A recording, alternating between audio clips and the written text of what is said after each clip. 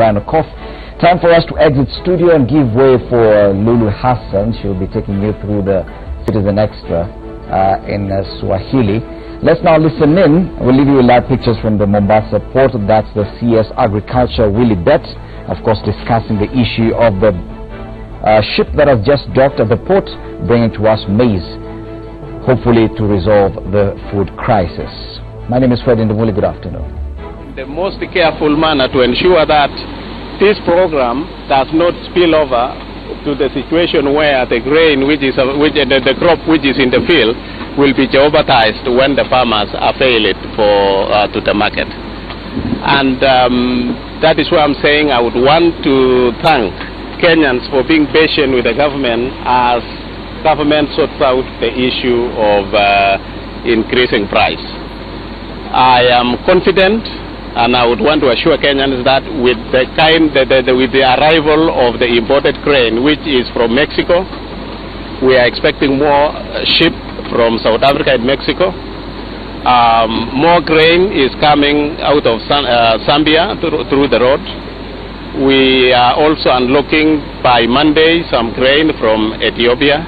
So all this maize which is coming from all these destinations I'm talking about will definitely stabilize the price of flour, and in extension the price of unga.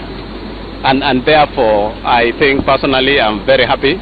The unfortunate situation is the fact that the price of unga has really been very high. We would want to tell Kenyans we are working as government to ensure that that situation does not persist anymore. And we can see that we are cracking the situation, and therefore normality will resume very soon with this kind of arrival. I'm happy with the kind of extraction which is happening here. I've been assured by the bulk grain handlers that this extraction is going to take 3 days, today, tomorrow, and the day after, and it will be complete. After that, we will be evacuating this grain to the millers across the country so that they can mill it and avail it to Kenyans to use. We are also taking other interventions. We are releasing further some of the grain which we've been holding also on our strategic grain reserve to supplement this as more ship is coming. What I would want to say is I think we are seeing the last of the worst situation as far as the pricing is concerned. What we are going to see now going forward is reduction in the maize flour prices. This situation did not only affect maize. It also has affected sugarcane production. It also affected milk production. And therefore, we are handling as government a whole range of this cost of food situation. As far as the sugar cane production is concerned, yes, our local production has now reduced by half. And the reduction definitely is as a result of the failed rains. And generally, the perennial problem of our sugarcane production, of which the cost of production in Kenya is very high. The smallholder model which we are using in this country also has proved to be the most expensive model. And so that situation, coupled now with the drought which we experienced, reduced the production of our sugarcane by half. What the government has done again is to remove the duty of sugar in the non-COMESA region, so that we can have sugar coming from other areas outside COMESA, because within the COMESA we realized they also don't have sugar. And so we have opened it up so that sugar from non-COMESA countries can be brought to this country to stamp the rising prices. We believe again in another 2 weeks the price of sugar should come down, and again due to the forces of demand and supply, because the supply is going to be adequate for local requirement, then the prices will definitely come down. If I would wish to comment about the milk, it is very obvious that whenever there is a drought, vegetation and fodder becomes a problem. And there is a very direct relationship between rainfall patterns and milk production. And so the dairy industry was not spared during this period of the drought in Kenya. Because we will all realize and appreciate this is one of the worst droughts we have experienced as a country. And therefore milk production dropped by again more than half. And so what happened therefore, and we were very lucky because during the high production season, most of our big processors had converted that milk into border. And what we have been living on is the little which is coming from the field, and the majority was reconstitution of the border, which had been tried during the peak of production.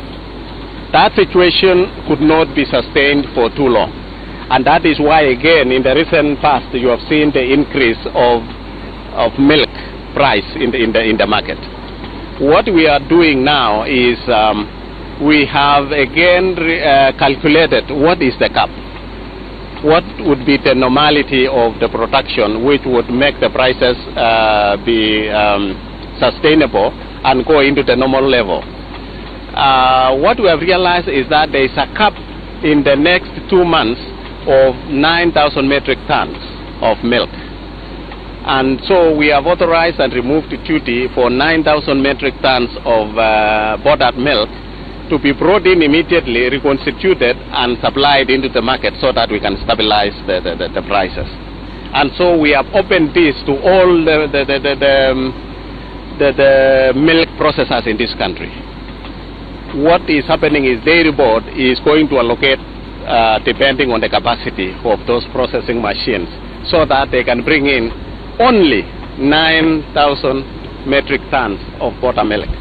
Again, we are cognizant of the fact that with the advent of rains now, we are definitely going to see improvement of fodder across the country, and the production of milk will start picking again within a very short time. We would not want to see a situation where we have a glut and a situation where the producer prices will start crashing again. So we are doing this thing very carefully to ensure that we balance between the consumer and the producer. This time round, across the board, the producer was the net beneficiary.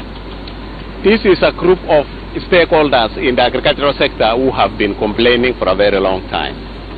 If I can start with maize, the government during this season bought maize prices, over 90 kilogram bag at 3,000 Kenya shillings, which was among the highest for the entire period. So that alone was a very excellent incentive to the producer that what they are producing was fetching good prices in the market. The unfortunate thing is that because of the limited supply according vis-a-vis the demand, the prices overshoot the 3,000 Kenya shillings which the government was offering, and it went beyond, and at some point it was trading at 4,100, 4,200, which now became unsustainable in terms of the cost of flour to the consumers. So the net beneficiary in this case was the producer. When we come to sugarcane, again the prices of sugarcane has been growing to the extent that a ton of sugarcane moved from 3,200 to 4,500, which is a good thing for the producer. The only unfortunate thing again is the supply of the same went down to the extent that the scarcity of the same commodity in the market forced the prices of sugar in the market to rise. And therefore the sufferer now became the consumer, while the government is taking care of both groups of stakeholders, both the producer and the consumer. Likewise to milk, the milk price per liter for a very long time has been ranging on average of 30 shillings per liter. As we speak now, the farmers are being paid 43 shillings per liter. Again, the beneficiary is the farmer. But the result, because of the drought and the limited supply of milk, has again made the price of a liter or a half a liter to the consumer very high. And that is now why the intervention by government in this manner. And so the government will continue to balance the situation, to ensure that the consumer does not suffer, while at the same time the producer has enough incentive to continue producing. Because at the end of the day, we would want this country to be self-sufficient in terms of production. From the government perspective again, what we are doing now is coming up with, we are revising our strategic plan, the agricultural sector development strategy. We are revising because that strategy had not taken into account the default system of government. And that has given us a challenge in terms of translation of policy to implementation at the county level. Because as we speak now, agriculture is heavily devolved. Most implementation of agricultural activities is devolved. And therefore, we are coming up with what we are calling agricultural sector transformation strategy.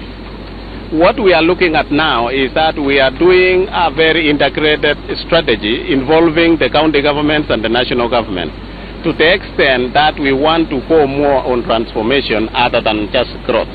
Because we realize unless we employ non-conventional technologies, we will not move our sector to the next level. That is exactly what we are doing now, and we hope with this new strategy, which is almost complete, we will have a more seamless relationship between the national government and the county government in implementing government policy at the county level, so that we can improve productivity in this country. One key thing in that strategy is comparative advantage of our country. Not all our regions can do the same thing or can grow the same crops. What we are doing is we are identifying areas which are good in certain value chains, and we support them to maximize the production in that area, as opposed to people doing some cropping which are not suited to their areas. That is a major thing, and we think when we finalize that,